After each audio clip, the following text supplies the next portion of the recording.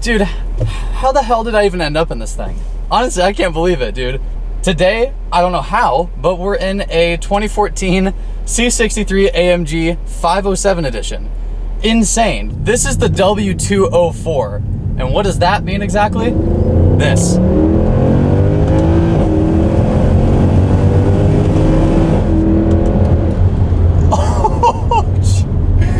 It's the naturally aspirated 6.3 liter V8. This thing is an actual monster. Listen to this thing freaking roar right now. We'll go second gear.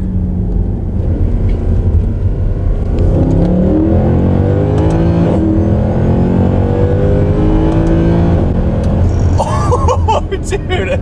How did I get in this freaking car, dude? This is insane. So like I was saying, this is the 507 edition. Why is that special? Well, because just like the name says, it's got 507 horsepower, as opposed to the regular C63 Amg of this year, which had 463, I think. So obviously you add an extra approximately 50 horsepower. This thing pulls quite differently from a regular C63 of its era. It's crazy. Another thing with the 507 that you don't get with the regular C63 is you get forged internals pulled out from an SLS AMG also of that year. So that means new connecting rods, forged pistons, and a lighter crankshaft. That's how you're able to get this power.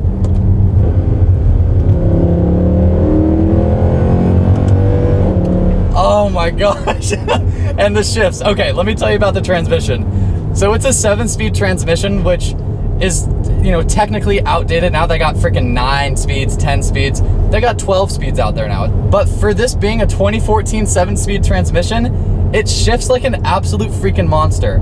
The cool thing about it being a 7-speed is that it has long gears. So each gear that you pull in, you're pulling for a little bit. And with 507 horsepower, that pull is insane. Like the constant feeling of just being shoved back in your seat all through one gear from like 40 to 103rd, it's freaking awesome. Dude, you need to be like a gentleman to own this car. So I'm driving down the road right now.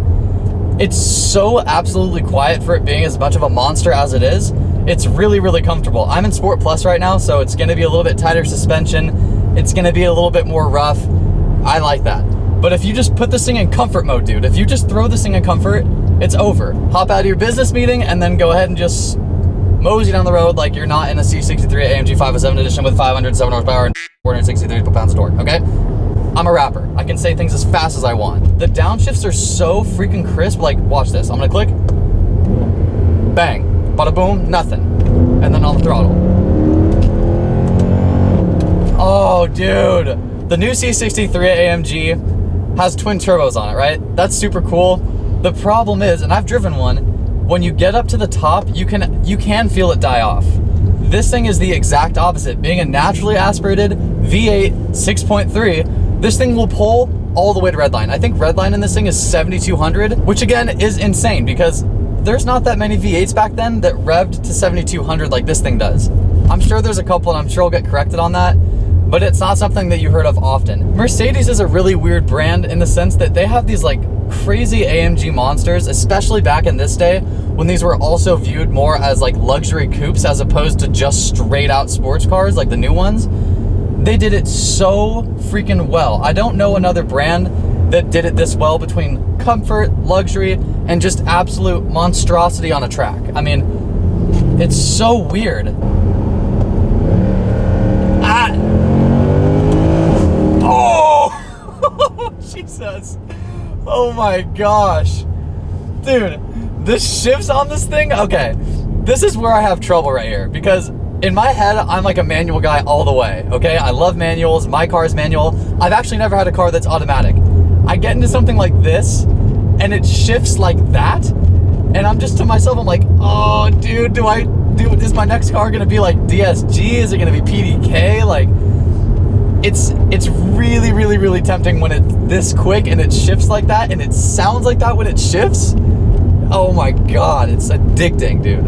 With all this power, you literally need the best brakes because this thing is quick, obviously. We've got 6 piston calipers up in the front and we've got 4 piston in the rear.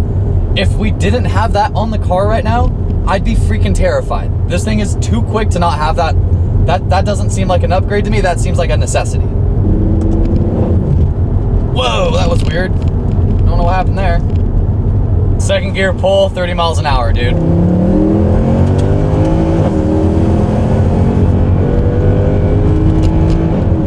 It is no joke, brother. Oh my goodness. This thing will creep up on you, dude. You have to be careful who's in front of you and how far they are. You will catch them much quicker than you think you will. So after all that I'm just doing right now, I'm in comfort mode. Do you literally even hear the car that it's on or that I'm driving? Other than the fact that you can see me moving. I hear literally nothing. And then, uh-oh. Oh my gosh. All right, we're going through some corners at speed now.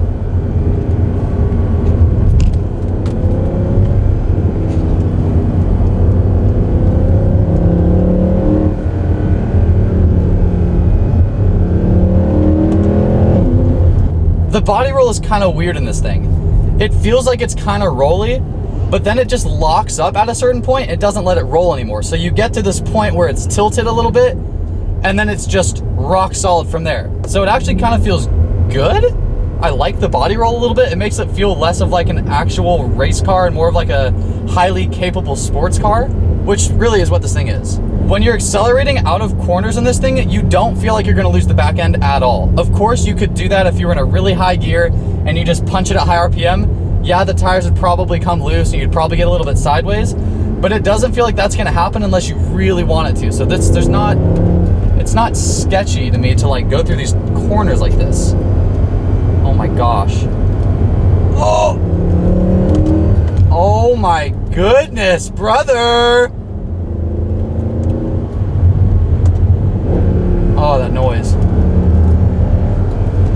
Yeah, it's, wow, dude. Oh my gosh. And the weight transfer. So I just went through a nice little S-turn at some good speed.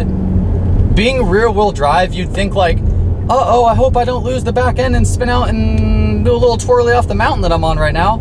You don't feel like that at all. Although, it is slightly weird because it is just... Oh my gosh, dude. Oh! It's too good, dude. It's too good. Weight transfers when you're locking from left to right to right to left. It's not that much of a jump. So it's not that sketchy. It actually feels really stable and confidence inspiring, which again, every good sports car is, say it with me, boys, confidence inspiring, okay? So this thing's got it. I love it. Don't forget to subscribe. Oh God, I had to get it in there somewhere, you know? Might as well be during a pull. First gear. Oh. Oh no. No, dude. But yeah, guys, go ahead and subscribe to the channel if you like this kind of content. Hit that notification bell if you want to see when I post. I do more content like this. I do reviews. I do installs on my car. Sometimes I do day in the life vlogs revolved around cars. So yeah, dude, other than that, this thing's an absolute monster. I'm really glad that it's able to handle as well as it is powerful. So it matches together really, really well. Super confidence inspiring car, great build, feels solid, heavy big boy car, am I wrong? But also nimble sporty boy car at the same time. Don't know how AMG does it, but they do it. So thank you guys so much for watching. I'll catch you on the next one. Peace.